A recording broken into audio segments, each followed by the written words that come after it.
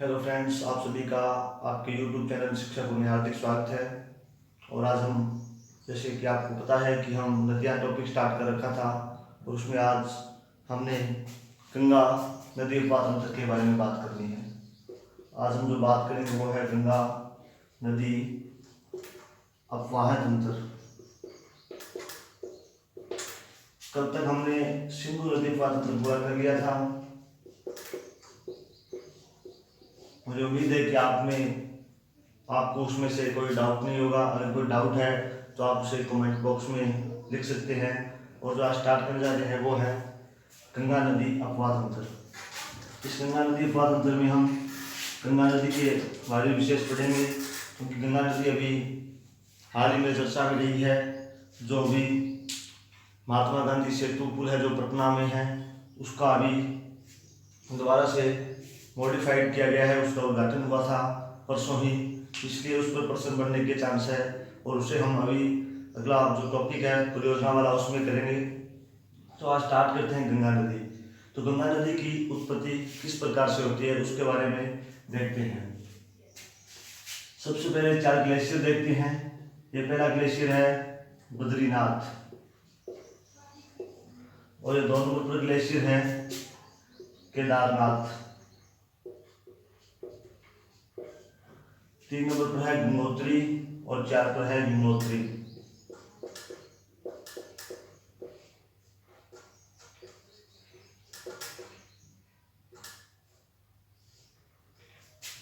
इस यमुनोत्री से जो गंगा नदी निकलती है, उस नदी का नाम है यमुना। और यहाँ से जो नदी निकलती है उसका नाम है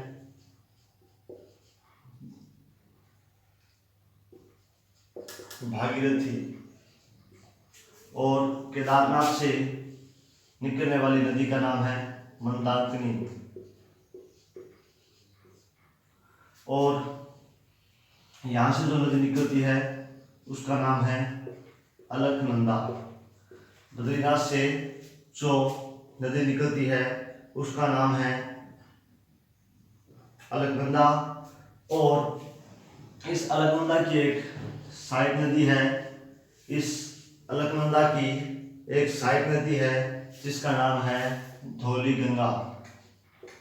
इसका क्या नाम है? धौली गंगा। जब अलकनंदा व धौली गंगा मिलती है तो उस जगह का नाम है विष्णु प्रयाग। उस जगह का नाम क्या है? विष्णु प्रयाग। क्योंकि प्रयाग से हमेशा प्रश्न पूछे जाते हैं, तो आप विशेष रूप से ध्यान रखिए। ठीक है, फिर ये दोनों अपनी सुचारू रूप से आगे चलती है। और फिर फिर आगे एक नदी आती है, और उस नदी का नाम है नंदाकिनी। यहाँ पर एक नदी और आई, उस नदी का नाम है नंदाकिनी। और जहाँ पे मिलती है उसका नाम है नंद प्रयाग। इसका क्या नाम है? नंद प्रयाग। इसके बाद नदी आती है पिंडार गंगा। पिंडार गंगा। और यहाँ पर जो प्रयाग बनता है उसे कहते हैं कर्ण प्रयाग। उसे क्या कहते हैं? कर्ण प्रयाग। अभी हमने 3 प्रयाग की बात की है। पहला अलकनंदा व धौली गंगा पर बनने वाला प्रयाग है विष्णु प्रयाग। उसके बाद जो अलकनंदा आगे बढ़ती है दोनों के सुचारू रूप से, और उसमें एक नदी आती है नंदाकिनी। जब ये दोनों मिलती है तो प्रयाग बनता है नंद प्रयाग। उसके बाद इसमें जब पिंडार गंगा मिल जाती है तो उसका नाम होता है कर्ण प्रयाग।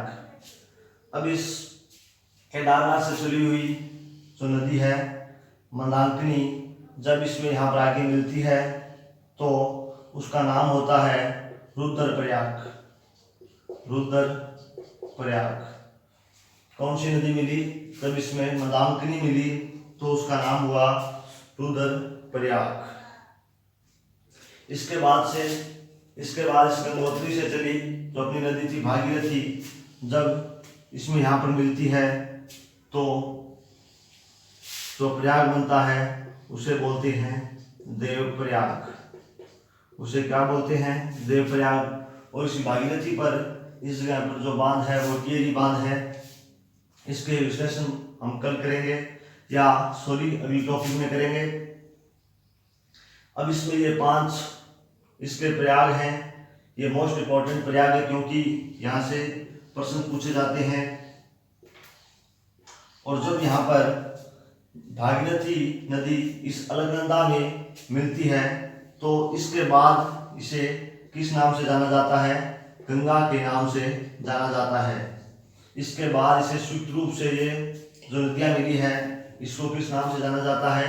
गंगा नदी के नाम से जाना जाता है। आप फिर से इसे रिवाइज कीजिए कि हमने 4 ग्लेशियर पढ़े, यमुनोत्री, गंगोत्री, केदारनाथ और बद्रीनाथ। इसे आप इस क्रम में याद रखिए। आपके एग्जाम में पूछा जा सकता है कि इनको पश्चिम से पूर्व की ओर या पूर्व से पश्चिम की ओर गए। आपको जब पश्चिम से पूर्व की ओर लगाना होगा तो यमुनोत्री, गंगोत्री, केदारनाथ और बद्रीनाथ। इसके बाद बद्रीनाथ से एक नदी निकली, उसका नाम है अलकनंदा। और इधर से एक नदी आ रही है, इसकी सहायक नदी, जिसका नाम है धौलीगंगा। जहाँ पर ये दोनों मिलती है उस प्रयाग का नाम है विष्णु प्रयाग। उसके बाद इधर से एक नदी आई नंदाकिनी, और अलकनंदा चली रही है, और ये दोनों मिली जहाँ पर, इसका नाम है नंद प्रयाग। इसके बाद अगली नदी है पिंडार गंगा, और जहाँ पर मिली उसका नाम हो जाता है कर्णप्रयाग। इधर से फिर केदारनाथ से एक नदी आती है मंदाकिनी, और जहाँ पर मंदाकिनी मिलती है उसे बोलते हैं रुद्रप्रयाग। और यहाँ पर आपको पता है कि शिव जी का सबसे बड़ा धाम है, और शिव जी किस अवतार में रहते हैं? तो रुद्र अवतार में रहते हैं। आप इस रुद्रप्रयाग को यहाँ से याद कर सकते हो।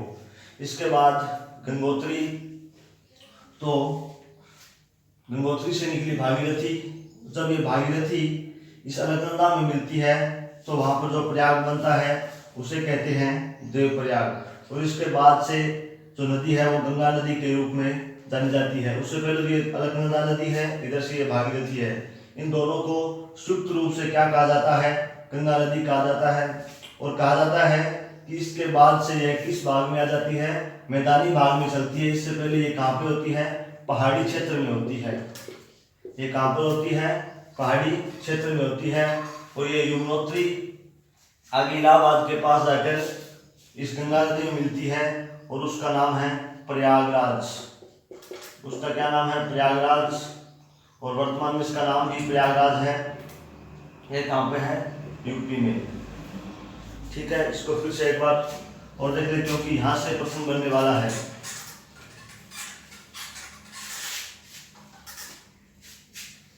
देखिए, अलकनंदा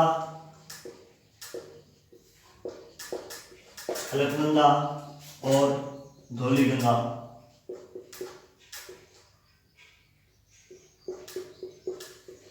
जहां पर मिली उसका नाम है विष्णु प्रयाग। इसके बाद अलकनंदा और इसके साथ में मिलती है नंदाकिनी। क्या नाम हुआ? नंद प्रयाग। इसके बाद अलकनंदा और पिंडार गंगा, इसे बोलते हैं कर्णप्रयाग। और उसके बाद अलकनंदा प्लस मंदाकिनी, क्या शिव जी का कैसा अवतार है? रुद्र अवतार, रुद्र प्रयाग। फिर अलकनंदा प्लस भागीरथी क्या बन जाती है? विष्णु प्रयाग। और इसके बाद से ये दोनों के बाद से कौन से नाम से जानी जाती? गंगा। फिर अपने वास्तविक नाम गंगा के नाम से जानी जाती है। इस प्रकार से आप याद रख लीजिए क्योंकि यहाँ पर प्रश्न बनने वाला है।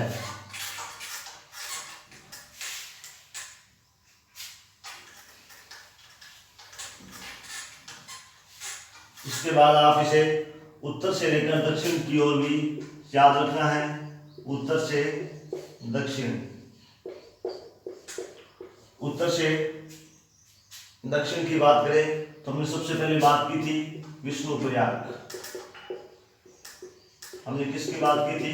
विष्णुप्रयाग। उसके बाद नंदप्रयाग। किसकी बात की थी? नंदप्रयाग। उसके बाद कर्णप्रयाग।